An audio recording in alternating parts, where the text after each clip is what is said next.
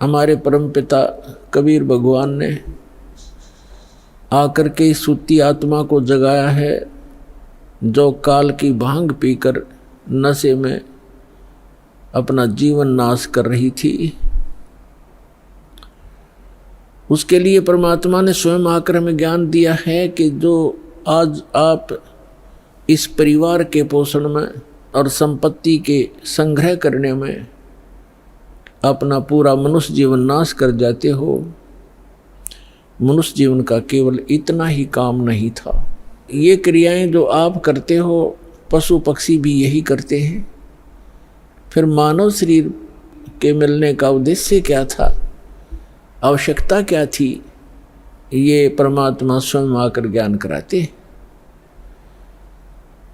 और उस ज्ञान को आगे कुछ अज्ञान बना करके काल के दूत, काल के संत प्रेरणा तो करते रहते हैं, लेकिन उनके पास समाधान नहीं होता। जिसके पास समाधान नहीं है वो ज्ञान भी व्यर्थ है। जैसे किसी को कोई रोग है, किसी ने बता भी दिया कि आपको अमोक रोग है, औषधि है नहीं और है तो वो डुप्लीकेट है, तो वो ज्ञान भी वो समाधान भी वो दोनों व्यर्थ हैं, यूजलेस हैं। ठीक इसी प्रकार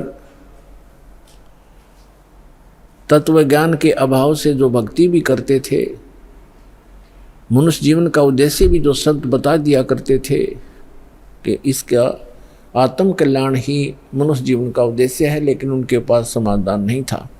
तो परमात्मा ने आकर के समाधान भी बताया है और ये तत्व ज्ञान भी बताया है। क्या बताया है परमात्मा ने कि माता पिता मिल जाएंगे इस 184 माह, जहाँ भी आपका जन्म होगा, पशु कुत्ते की योनि में जाओगे वहाँ भी माता पिता मिल जाएंगे, गधे की योनि में जाओगे वहाँ भी आपको माता पिता मिल जाएंगे,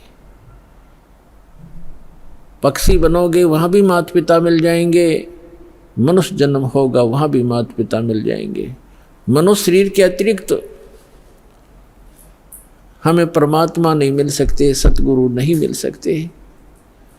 इसलिए परमात्मा बताते हैं कि माता पिता मिल जाएंगे 184 माह और सतगुरु सेवा और या बंदगी भाई फिर मिलन की ना। मानुष जन्म पाया कर जो नहीं रट हरि नाम, जैसे कुआ जल बिना फिर बनवाया क्या काम।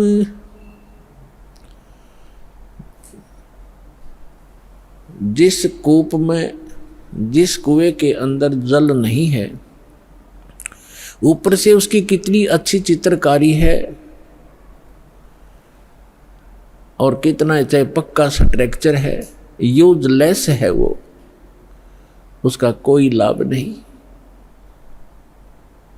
उसमें जल नहीं है। तो इसी प्रकार जो मनुष्य जीवन प्राप्त प्राणी कितना ही उच्च पोस्ट प्राप्त है, कितना ही उसका सुंदर शरीर है, यदि उसमें भक्ति नहीं, सत्य भक्ति नहीं है, तो ऐसा है जैसे जल रहित कूप होता है। मानुष जन्म पाय कर जो नहीं रटे हरि नाम, जैसे कुआ जल बिना बनवाया क्या काम। मानुष जन्म दुर्लभ है ये मिले न बारंबार, जैसे तरवर से पत्ता टूट गिरे वो बोर न लगता डर। इसके लिए परमात्मा हमें याद दिलाते हैं आपके पास मानव शरीर भी है और आपको सतगुरु भी मिल गए हैं। तो फिर क्या बताते हैं कि समझा है तो सिर धर पाओ, बहुर नहीं रे ऐसा दाव। फिर परमात्मा हमें याद दिलाते हैं कि राम नाम रटते रहो जब तक घट में प्राण, कभू तो दीन दयाल के हे भनक पड़ेगी कान। आज कहे मैं काल भजूं और काल कहे फिर काले, आज काल के करते ही तेरा समय जावेगा चाल। आज कला लीजियो कल किसको होई, यो तन माटी में मिले है जाने सब कोई। काल करे सो आज करे, आज करे सो अब, पल में प्रलय हो जागी भाई फिर करोगे कब।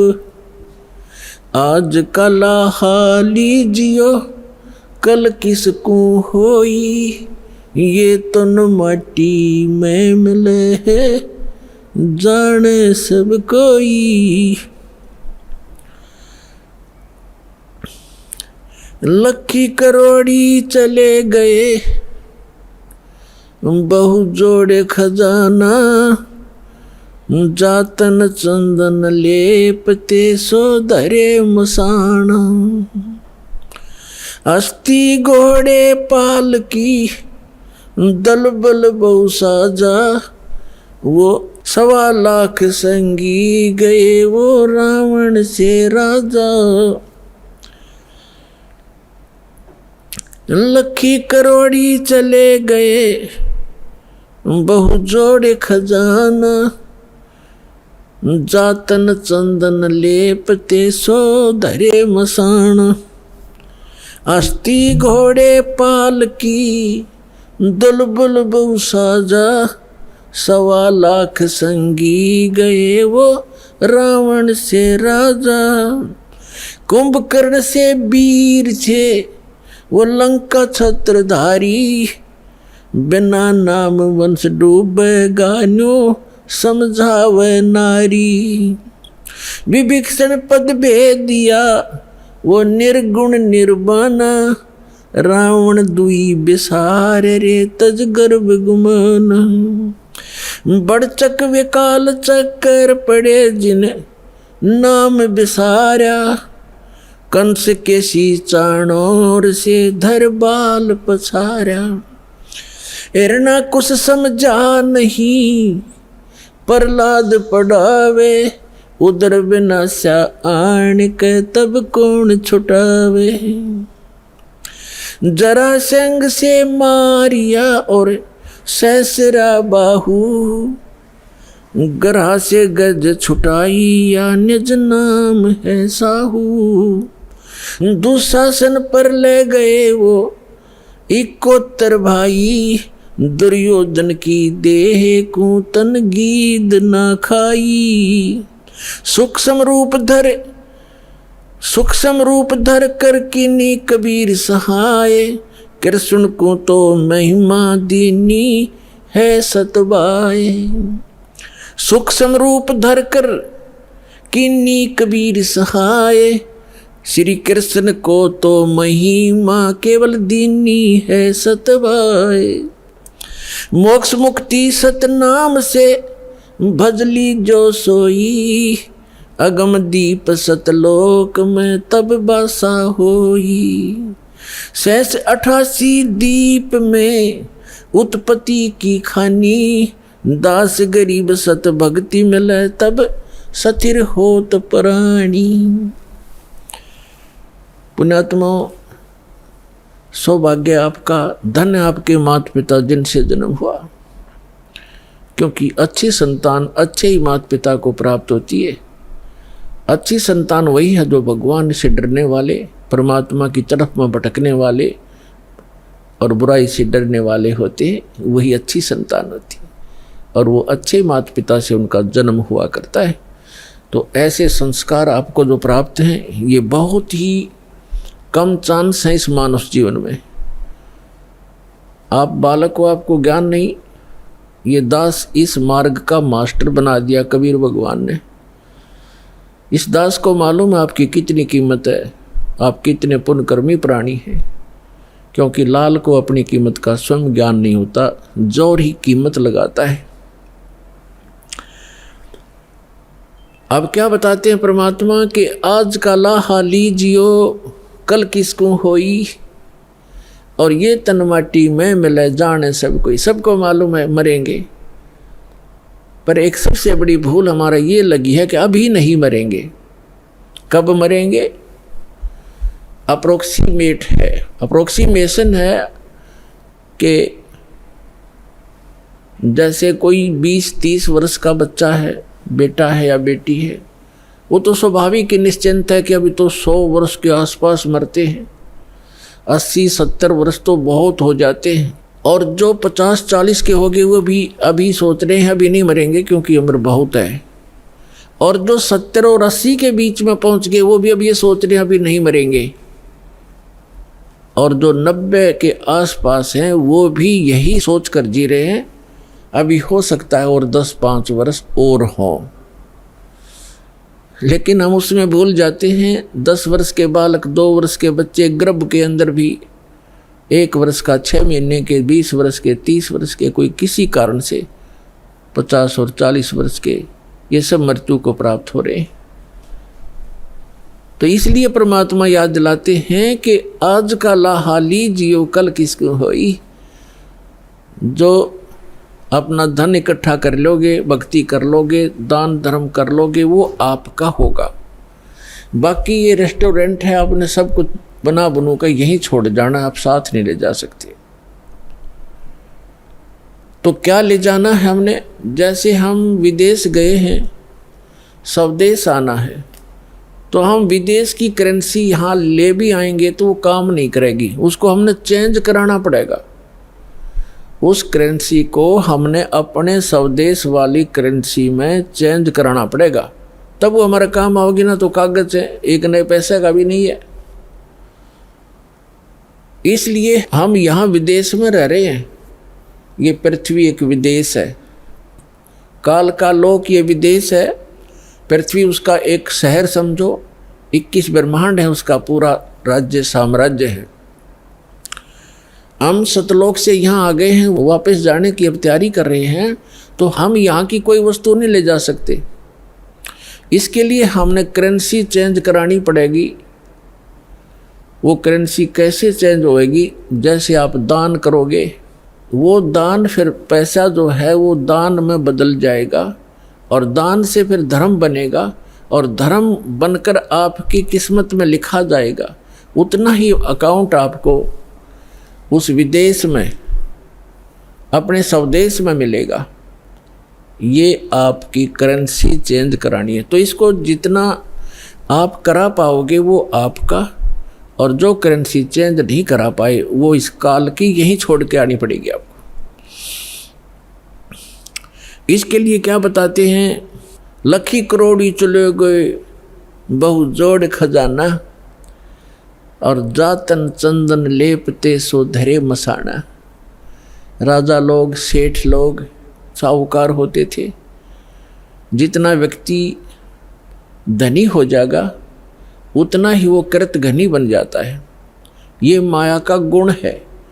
राजा लोग क्या करते थे? सारे शरीर पर, जैसे आजकल तो एसी चल पड़े, कूलर कालर हो गए, राजा लोग क्या करते थे? चंदन को घिसवाते, नौकर चंदन घिसा करते थे, और गर्मियों के दिन में सारे शरीर पर चंदन लगा लिया करते थे, और शीतलता प्राप्त करते थे उससे।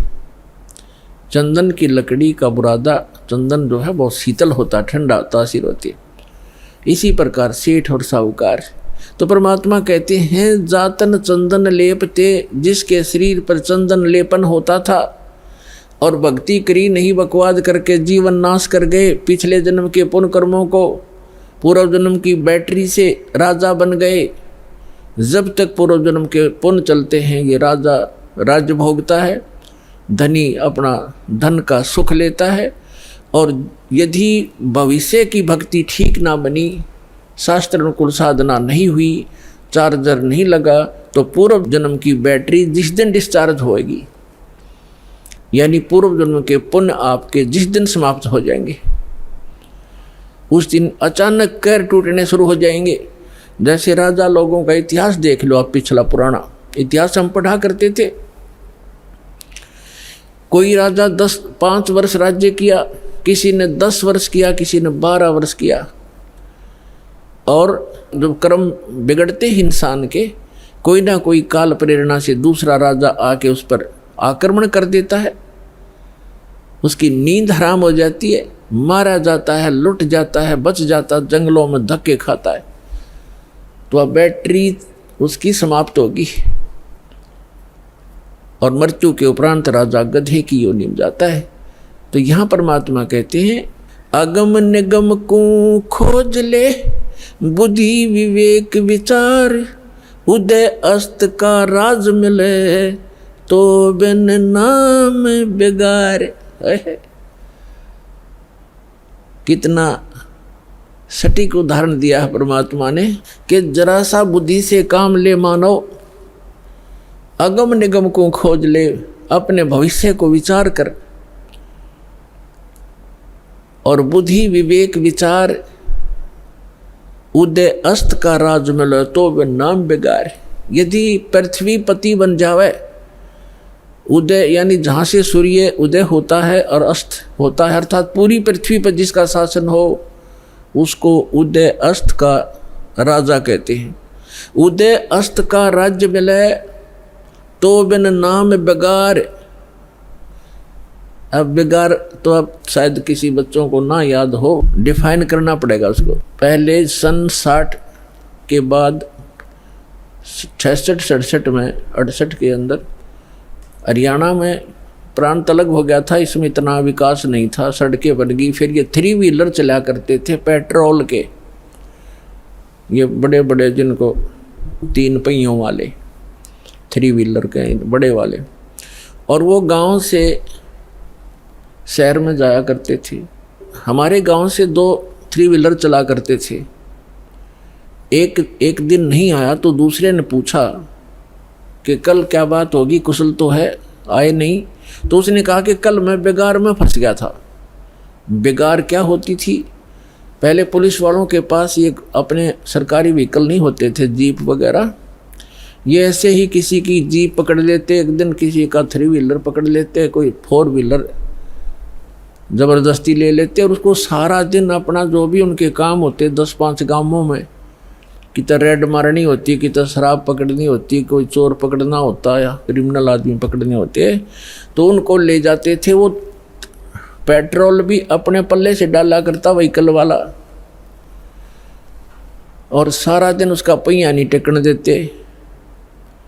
आम व्यक्ति को तो ऐसे लगे जैसे बड़ी स्पीड से जा रहा है, कोई अच्छी कमाई कर रहा होगा वो 3 व्हीलर वाला, और वो फंस रहा था बेगार में। तो वो बता रहा था कि कल मैं 200 रुपये अपने घर से लगा कर आया हूँ, यानी उस समय के 200 रुपये आज के 20,000 भी मेरे ख्याल में कम होंगे। कर 200 रुपये का पेट्रोल अपने पल्ले से लगाया, सारे सुबह ले गए मुझे पकड़कर 6 बजे, रात के 11-12 बजे छोड़ा मुझे। 200 रुपये का तेल लग गया और पल्ले से रोटी खानी थी, तो कल मैं बेगार में फंस गया। अब क्या था कि सारा दिन वो चलता तो खूब दिखाई दिया, पहिया टेका नहीं, बहुत स्पीड, इधर चल उधर चल, और इनकम 1 नए पैसे की नहीं थी, खर्चा सारा का सारा था। इसको कहते हैं बेगार।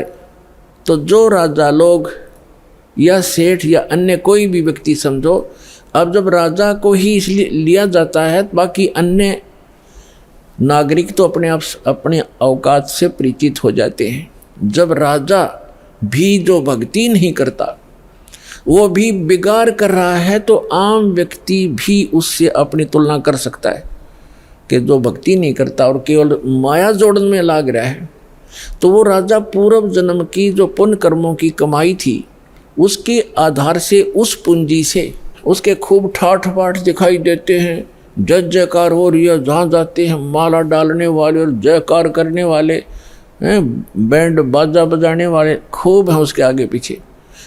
और वो भोली आत्मा अपने पूर्व जन्म की वो बैटरी को, अपने पूर्व जन्म की कमाई को समाप्त कर रहा है, आगे चार्जर है नहीं। यानी भविष्य की भक्ति वो कर नहीं रहा, तो वो राजा बेगार कर रहा, बेगार अपनी पूंजी को नाश कर रहा है और पल की चैन नहीं।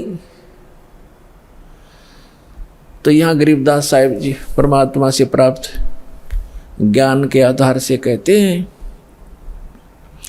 अगम निगम को खोज ले, बुद्धि विवेक विचार, उदय अस्त का राज मिले, तो बिन नाम बेगार।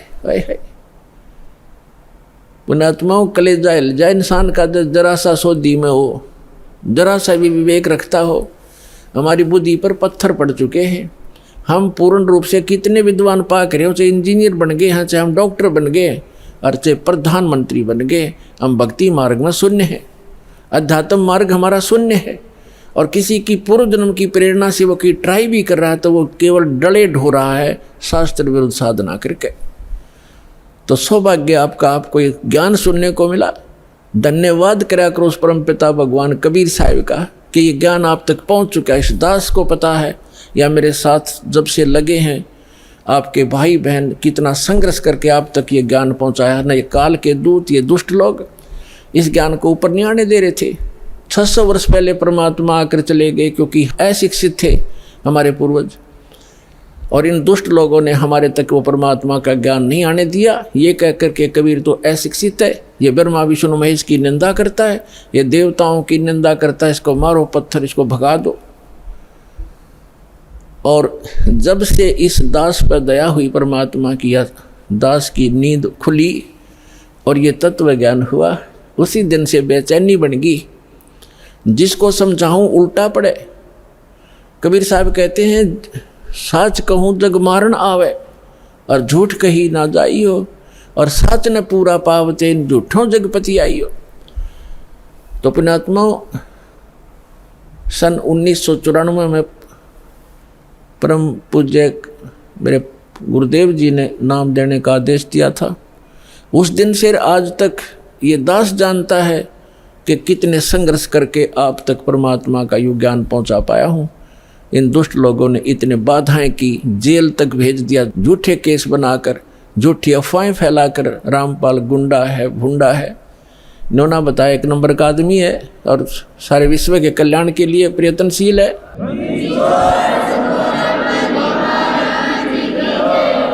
तो पुण्यात्माओं, आप सभी का कर्तव्य बनता है अपने बहन भाइयों तक ये ज्ञान पहुंचाने का।